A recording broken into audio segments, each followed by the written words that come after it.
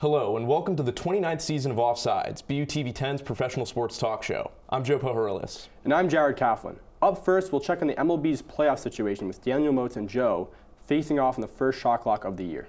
After that, we'll hear about how the first few weeks of the NFL season have gone with Alex Cohen and Tyler Carroll. And lastly, we'll hear from J Housman about a subject that has gained significant attention in recent months, mental health in sports. All this and more, Offsides Season 29 starts right now.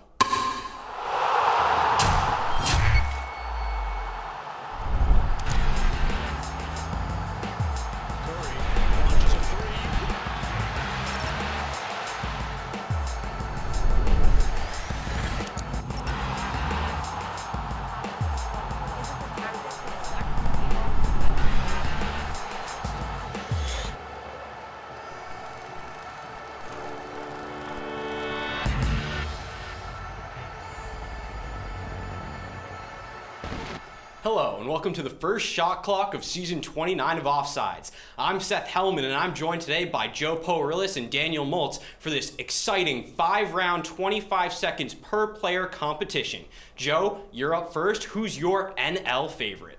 I'm going to go with the San Francisco Giants. They've got a veteran lineup that's hitting really well right now with three quality starting pitchers in Kevin Gausman, Anthony DeSclafani, and Logan Webb. For the late games that need a clutch hitter, Lamont Wade is hitting .650 in the ninth inning this year. And the Giants, they've beaten the Dodgers in the season series. And so I think they're the team to beat this year. For me, it's got to be those Los Angeles Dodgers. If you want to talk about starting pitching, Julio Urias, Walker Buehler, Max Scherzer, and Clayton Kershaw. Not to mention a bullpen led by a resurgent Kenley Jansen and Blake Trinan, and all the contact and power hitting you could ever ask for. I know they've been in second all season long, but still, the Dodgers clearly have the more talented team, and I think they are the team to watch this year in the National League playoff race. Yeah, I'm going to have to give the point to Multz here. You know, the big thing that I see as the difference between these two teams is the fact that the Dodgers don't only have veteran experience, they have veteran playoff experience. So point to Multz. Joe, you're back up again. Who's your AL favorite? Well, people talk about the Rays, but I got to go with the Chicago White Sox. Don't forget about their lineup. Tim Anderson's hitting over 300, and Luis Robert is hitting 380 in the 35 games since he's returned from injury.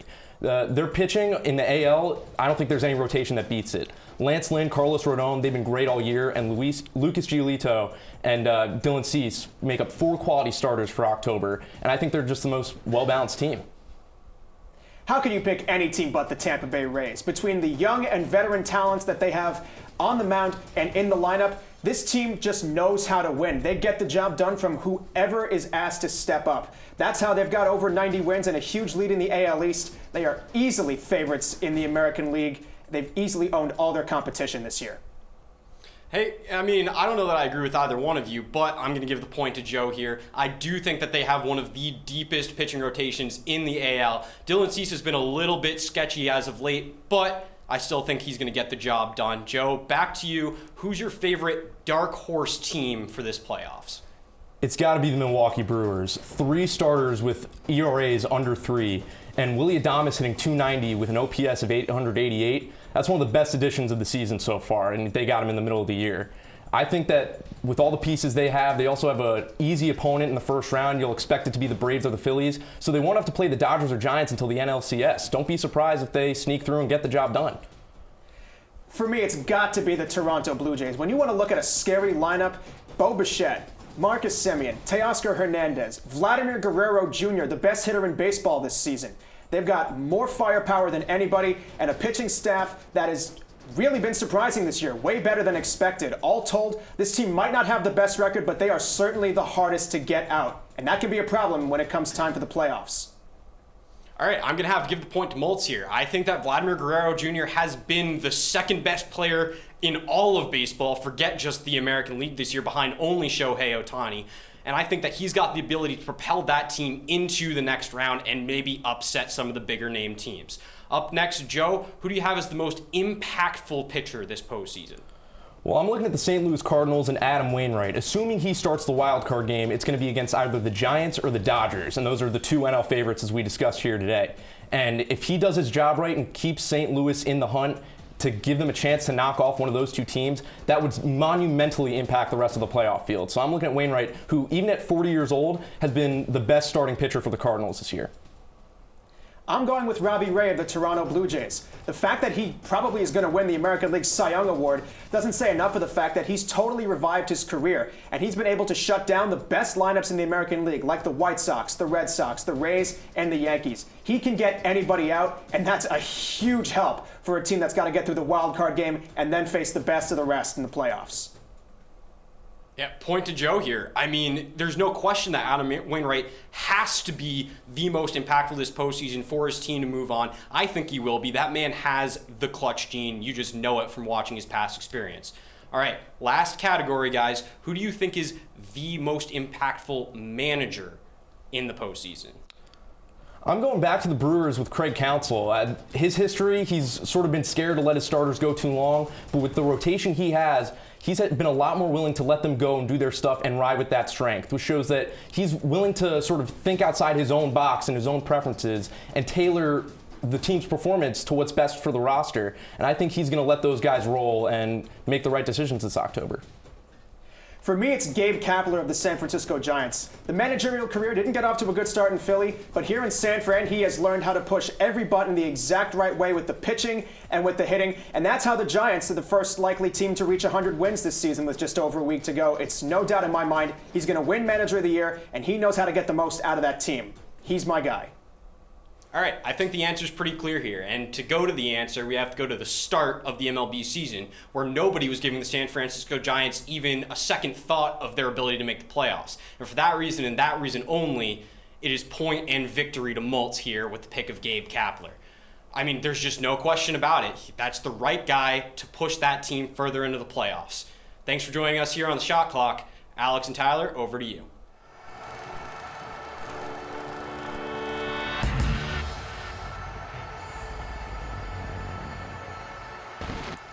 We're 2 weeks underway in the NFL's 102nd season, and we've already seen a lot of exciting action. It's time to discuss who's doing well, who's not, who's hot, who's not. I'm joined by Tyler Carroll to help break it down. Pleasure to be here, Alex. Like you said, through these first 2 weeks, there have been a ton of interesting storylines that I want to talk about in the NFL. For one, last year, this offseason, we saw the Jets move on from Sam Darnold, their quarterback.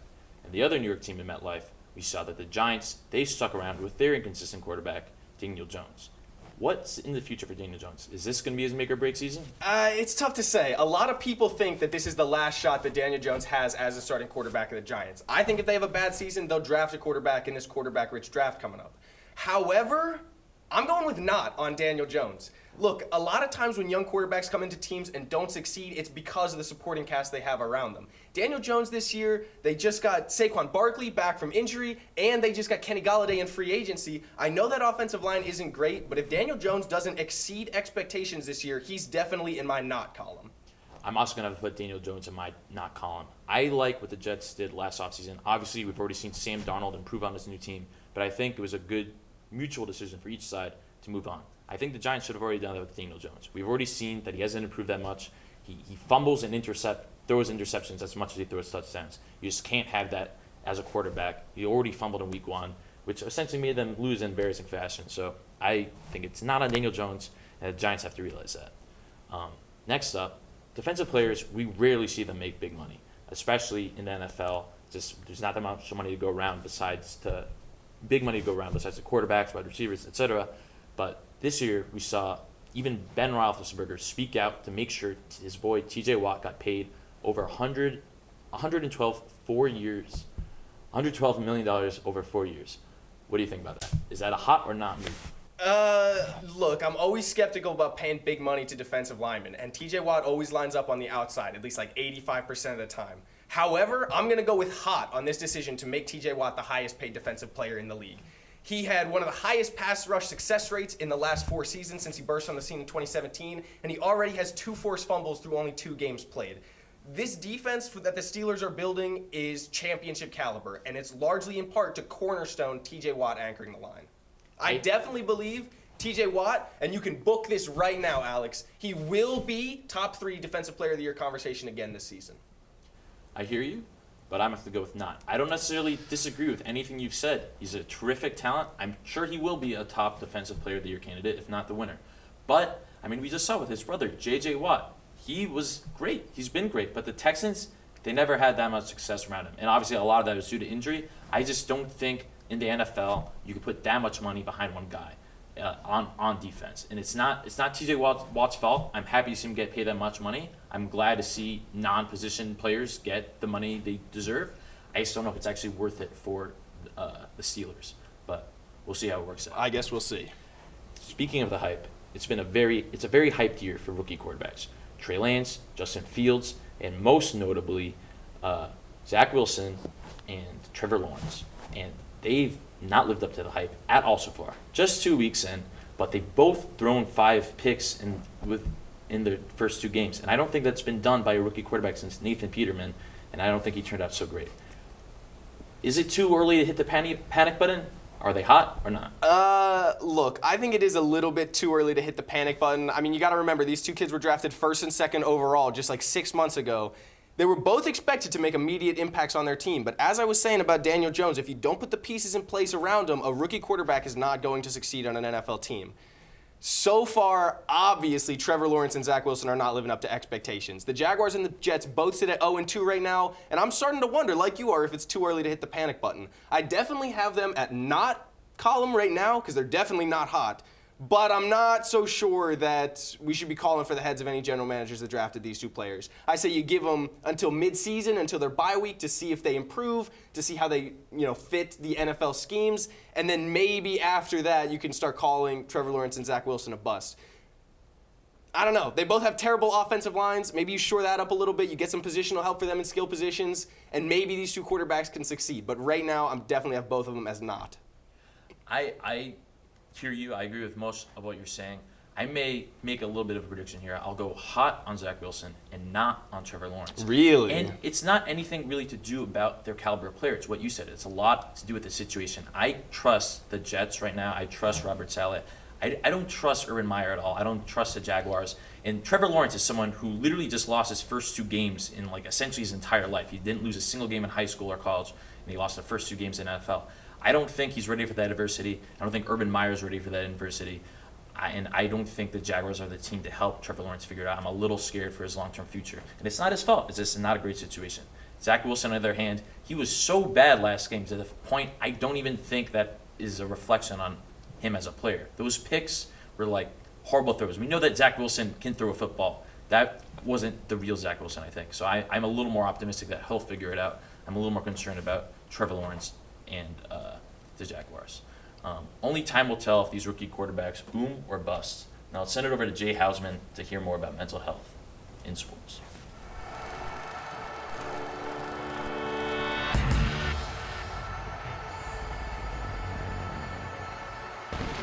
It is good to be back to Offsides after a year of absence. Today I want to discuss a very important issue in sports, mental health.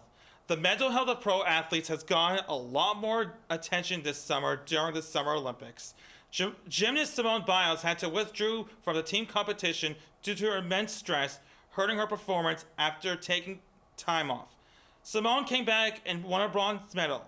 However, tennis star Naomi Osaka has also been dealing with mental health issues. Osaka has been avoiding the press conferences and decided to step away from the tennis for a while, which has been a huge deal for fans of the sport. But these athletes' actions have made it clear that the pressure of being the best is sometimes too much to handle. These athletes have shown the benefits of self-care, and they remind us that athletes are people too. That's something fans must learn to respect going forward. According to BertavaHealth.com, an estimated 30% of current athletes and 26% of former athletes have anxiety or depression. It's important that athletes who may suffer from depression or anxiety are heard in a sympathetic manner, making sports fans aware of mental health illness. Let them know that even athletes that we admire for their strength and endurance are vulnerable. This public awareness helps fight the stigma of mental illness so that athletes can become a role model for anyone and not feel ashamed. Joe and Jared, back to you.